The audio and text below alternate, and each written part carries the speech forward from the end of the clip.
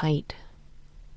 After the disastrous lightning rod experiment, Ben was quite subdued for some days and never even mentioned electricity. I hoped that he was cured of this dangerous hobby, but alas, my hope was soon to be rudely shattered. This question of the nature of lightning so preyed upon his mind that he was finally driven to an act of deceit that caused the first and only rift in our long friendship. I am quite certain that brooding on this subject must have seriously affected his mind, for this is the only way in which I can excuse his treacherous conduct. It came about in this fashion. One of Ben's favorite forms of relaxation was kite flying. On his largest kite he had built for me a tiny platform. Made of light splinters of wood, this was securely lashed to the kite just where the sticks of the frame crossed. A stout railing surrounded it, and the floor was cushioned with milkweed down, so that a safer or more snug retreat could scarce be imagined. Sailing aloft in this was a delightful sensation. The gentle motions of the kite, the warmth of the sun, and the broad view spread out below all combined to make it a thoroughly restful and enjoyable experience. A new thrill was added when we contrived a tiny car slung to a pulley running on the kite string. In this I could cast off from my tiny porch and go coasting in a long, glorious swoop to Ben in the earth far below. To this car we later added a small sail, so when the wind was sufficiently strong I could sail up the string to the kite. Enabled thus to ascend and descend at will, I spent many happy hours at this thrilling sport. That deceit could raise its ugly head in such an idyllic surroundings and bring to an end these innocent diversions seems particularly painful. I shall pass over as rapidly as possible the unfortunate happenings which almost brought our friendship to a close. Ben had hinted that if I were willing to stay aloft during a thunderstorm, I could, being so close to the clouds, very easily determine the nature of lightning. My reply to this proposal was prompt, decided in negative, very strongly in the negative. So much so that Ben dropped the subject and had, I thought, given up the idea completely. But alas for my trust in human honor! Little did I dream of that horrid plot that this electrical mania was causing to form in his disordered brain. One hot July afternoon I had ridden aloft and, lulled by the gentle motion in the sun's warmth, had indulged in a long nap. From this I was awakened by a violent tossing of the kite. I at once realized from the black and threatening clouds that a sudden thunderstorm was rapidly approaching, its preliminary gusts already tossing the kite wildly about. Hastily preparing to descend in my little car, I was horrified to discover that it was not there. Jerks on the string to signal Ben brought no response, and the ugly details of his plot began to dawn on me. I recalled his haste to launch the kite and his incessant talk while doing so, all designed to hide the fact that he had removed the car. But the wind was now so strong that all my efforts were required to cling to the frail platform. The next half hour was the most awful experience of my life. The wild plunging of the kite, the driving sheets of rain, the incessant lightning flashes, and the crashing thunder, all were so terrifying that I could only hang on and pray. As shock after stiffening shock ran through my body, there was no further doubt in my mind as to the nature of lightning. It was electrical, decidedly so.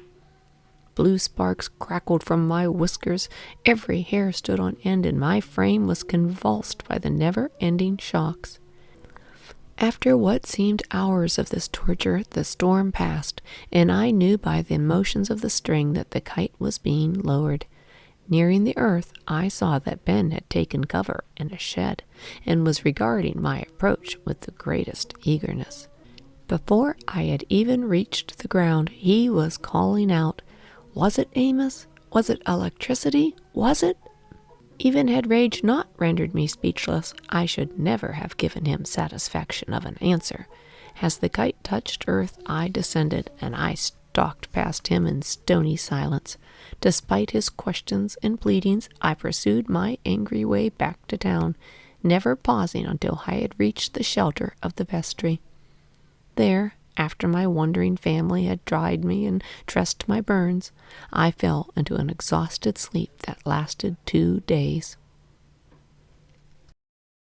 I woke from this long slumber thoroughly recovered in body, if not in mind, to hear the familiar booming of Ben's voice. I found him seated in the vestry where my mother, flustered by this visit of the family's generous patron, was making a great to-do over him. My greeting was cold, but Ben was most agreeable and apologetic. He had brought with him our agreement, which he felt I had broken by leaving him. A mere scrap of paper, I snorted, and went on to point out that his electrical craze had not existed when our agreement was signed, that it alone had caused all our differences and had made life a burden for me. In fact, I pointed out things for almost an hour. Never, I declared, never while this madness lasts will I return to our former association. Ben finally gave in and agreed to stop all electrical experiments forever. He wrote it into the agreement, we signed it, and shook hands on the bargain. With goodwill restored, my beaming parents brought in a few refreshments, and we had a jolly visit. The children were presented to Ben, who was most gracious to them all, patting their heads and asking questions about their schooling and pastimes. Luckily, none of them mentioned kite flying. "Amos," he said at length, "the reason that I gave up my scientific investigations so readily is this. Relations between these American colonies and our mother country, England, have become very badly strained. So much so that I have been chosen to go to England and lay our case before the King and Parliament, to attempt to make clear to them the justice of our grievances, to avoid the danger of rebellion and possibly of war. Without you, Amos, I should be lost. Your advice and your wonderful facility for gathering information are more than ever necessary to me. Here is a great opportunity to prove your devotion to your country and to the sacred cause of liberty. What say you, Amos? I sail at dawn." It was a solemn moment, but without an instant's hesitation, I sprang to my feet. "Liberty forever!" I shouted. "I'm with you, Ben. Besides, I understand that the English cheeses are of the most excellent quality." In the cold gray damp of the early morning, I was at the dock where our ship lay in readiness to sail. Suddenly I noted a long line of ship rats filing ashore, laden with their belongings. This is an unlucky sign, I thought, and hastened to ask the reason for their desertion. One of the rats, an old gray-bearded fellow, pointed glumly to the tops of the mast. "Them," he said. Peering aloft, I made out, fastened to the top of each mast, one of those hated iron rods. "Lightning rods," I muttered. "That's what he calls 'em," growled the old graybeard. "Down here all day yesterday he was, putting them up. Conwince the captain they protect the ship from lightning. I don't hold at no such newfangled notions, I don't. I'm through." At that moment, Ben came puffing down the dock, laden with bags, late as usual. "Ben," I demanded, pointing to the mast tops, "what are those?" "Why, those, Amos? Why, those are just— Oh, never mind, just hurry aboard like a good fellow. I'll explain later." "Explain them to the sharks," I said, turning on my heel. "But, Amos," he protested as the sailors hurried him up the gangplank, "our agreement—" "Our agreement," I shouted back, "says no experiments. Goodbye, Ben, and good luck. Liberty forever, but no lightning rods. So I returned to the vestry, and Ben sailed alone.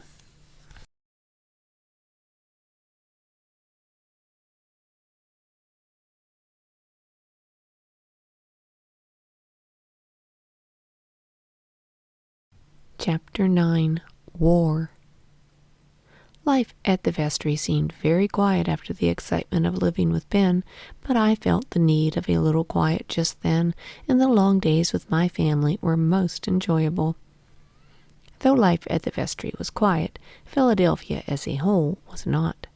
Restless crowds filled the streets, and there were rumors of violence. There was loud talk of stamp taxes and other outrages of the English government. I gathered that Ben's mission to England was a complete failure. The war finally started at some little place in a province of Massachusetts, and I thirsted to do what a mouse could do to aid the struggling colonies. There seemed little I could do, however, without Ben, and it gave me great pleasure to hear that he was about to arrive home.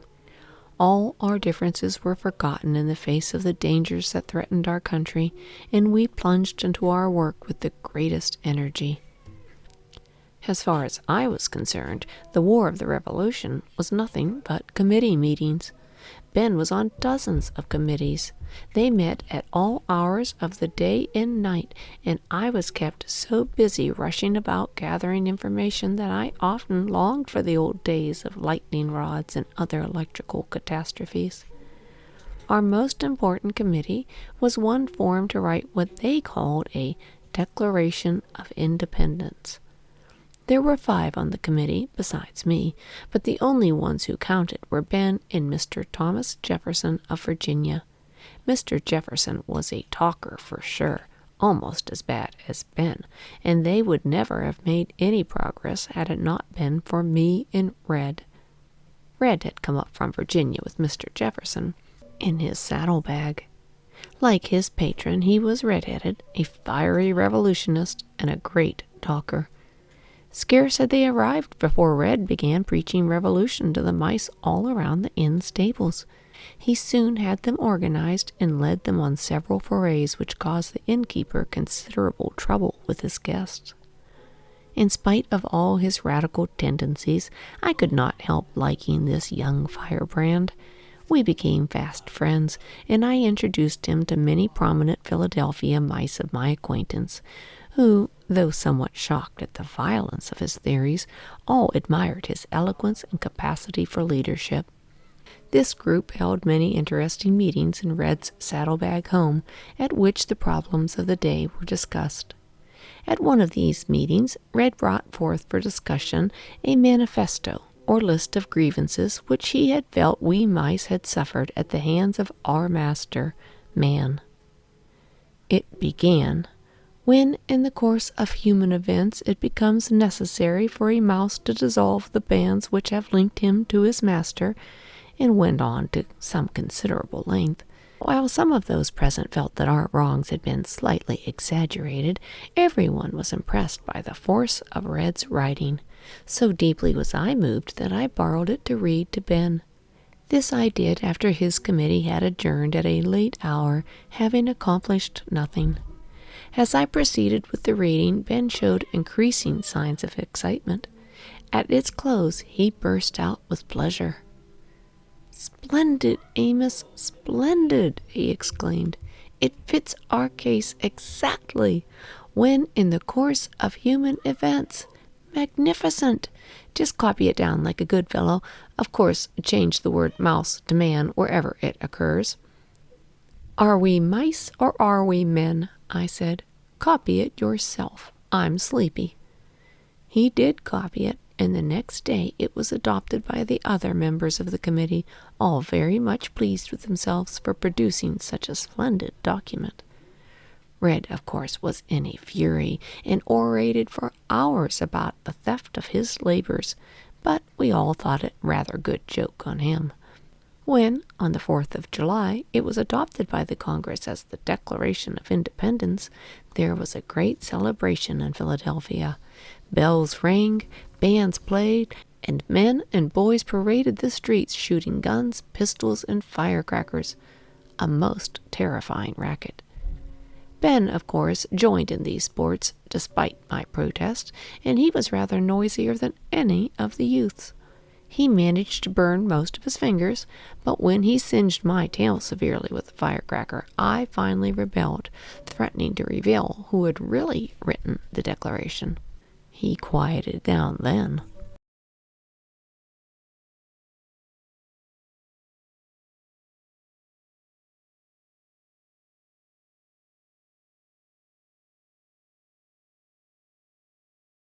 La Belle, France.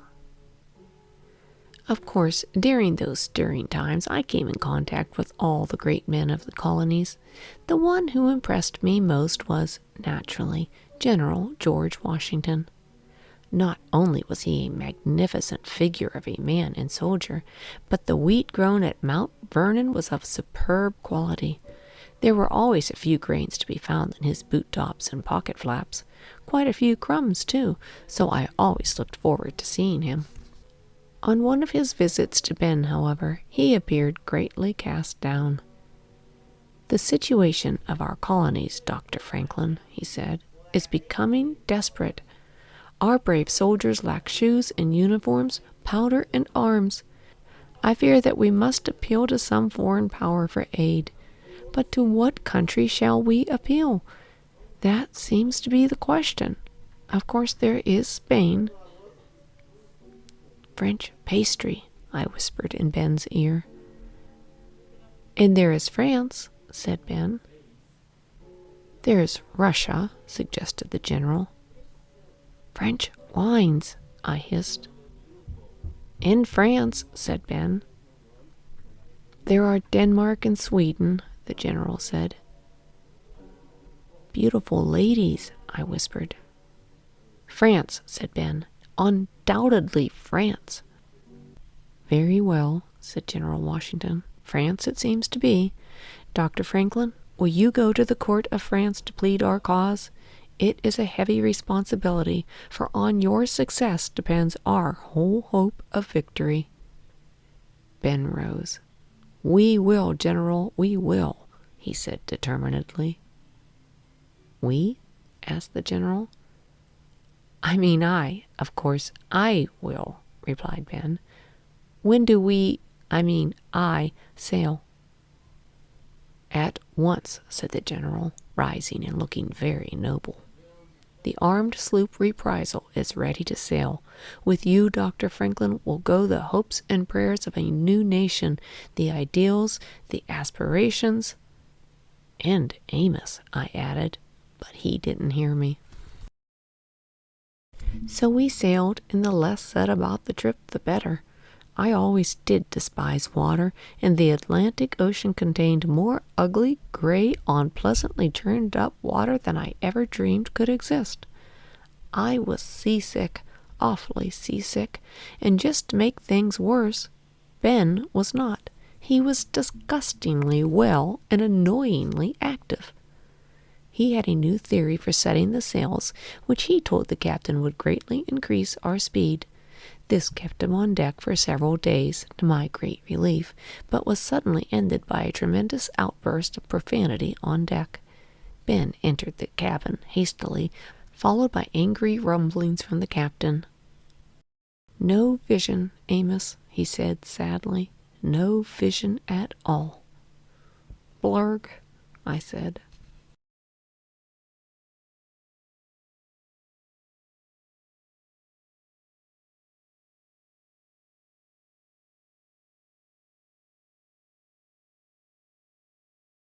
Chapter 11. At Court. Our voyage at last ended, although I was too far gone to know or care.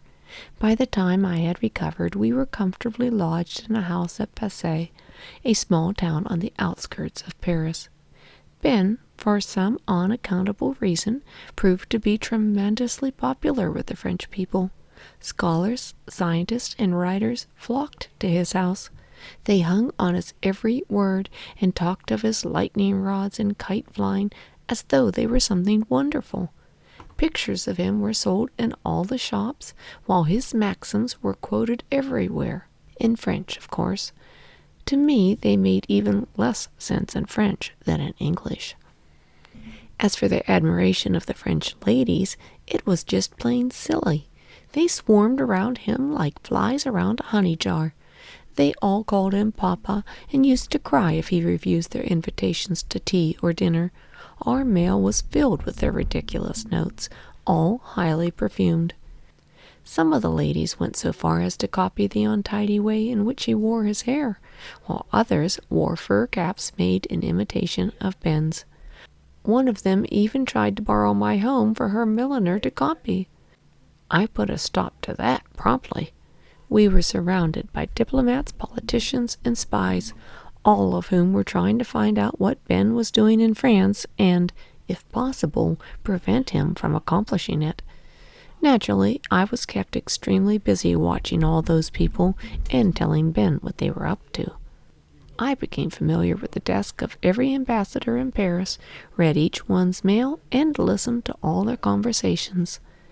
Of course, with all the information I supplied, Ben was able to thwart every plot against us, thereby gaining the reputation of being a brilliant diplomat.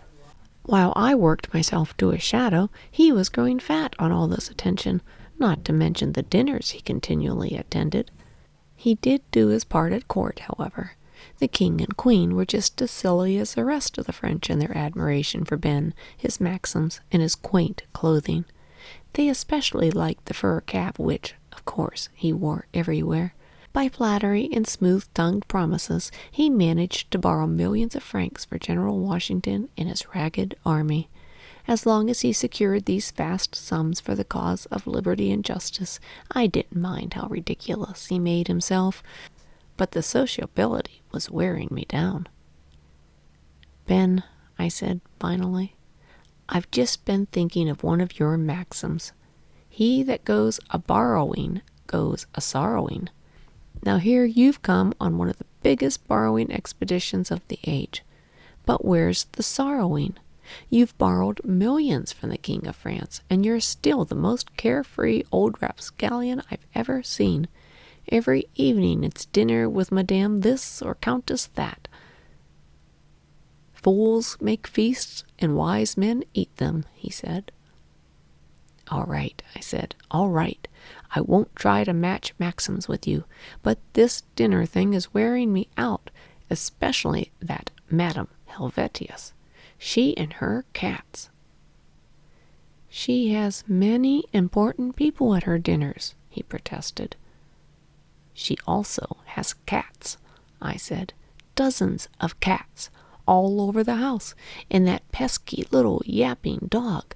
My nerves are on edge all the time I'm there, Ben. I just can't stand much more of it. Besides, suppose something horrid were to happen to me. How could you get along? What would happen to our mission, to our army, to General Washington? Ben looked thoughtful. There is much in what you say, Amos. Forewarned is forearmed. Moreover, I dislike those cats as much as you do. And as for that dog, yes, you are right, Amos. It is too grave a risk.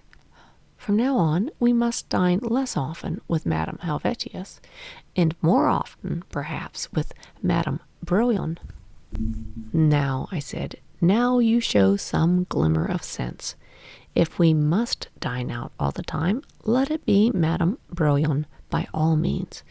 There's a lady for you, not a cat in the entire house, and such good food, too. So to my great relief, we ceased our visits to Madame Helvetius and her cats, dining several times a week with Madame Brouillon. This suited me perfectly, for in addition to the good food and charming surroundings, there was Sophia. Sophia was a very beautiful white mouse from the court of Versailles, an aristocrat and a lady if I ever saw one, a lady in distress, as I soon learned. She lived in Madame Brouillon's towering headdress, which made a very dainty home, very different from my rough frontier cap type of residence. During the long, tiresome dinners, we visited back and forth a great deal. Her English was excellent, for she was beautifully educated, so we were able to converse freely. Having spent most of my life in the company of rather lowly church and tavern mice, I found her brilliant mind and delightful manners a revelation. I soon became her devoted admirer. Well had she need of an agile mind and a strong right arm, for she had been a victim of the most villainous intrigues and persecution by the white mice of the court. The story of her wrongs, which she unfolded to me, is too long to be set forth here. It is enough to say that as a result of a foul conspiracy, her husband, a member of one of the oldest mouse families of France, had been exiled to America, where she herself had been obliged to flee from the court, leaving their 7 children captives at Versailles. Her poor husband was now in Philadelphia, struggling valiantly to make a home in the New World for his family, should they ever be reunited. Sophia, when banished from the court, had sought refuge with Madame Brouillon, whose kindness to the unfortunate was well known. Here, in her protector's great white wig, Sophia served her in much the same capacity that I did Ben. As adviser and confidant, she was of the greatest value to her patroness, and since Madame Brouillon often attended the court, Sophia was able occasionally to secure news of her children's welfare. Although never able to see them, she learned that they were held in a small cell directly beneath the Queen's throne. Her one desire in life now was to rescue these unfortunate young ones and join her husband in America, but her task seemed well nigh hopeless. Not only was I touched by her beauty and helplessness, but all my Republican sympathies cried out against these wicked injustices by the pampered aristocrats of a dissolute court. "Madam," I cried, "do not despair. Though of humble birth, I have played no small part in the affairs of men and nations. What a mouse can do, I will. I, Amos, solemnly swear never to rest until your wrongs are righted, and you are happily joined with your children and husband in our beautiful city of Philadelphia, USA." Tears filled the beautiful pink eyes at my words. "Oh, Monsieur Amos," she said softly, "could you but accomplish this, what happiness you would bring to a bereft family." "Fear not, madam," I said. "To a true son of liberty and justice, such a task is a mere nothing. Have courage, and trust in me."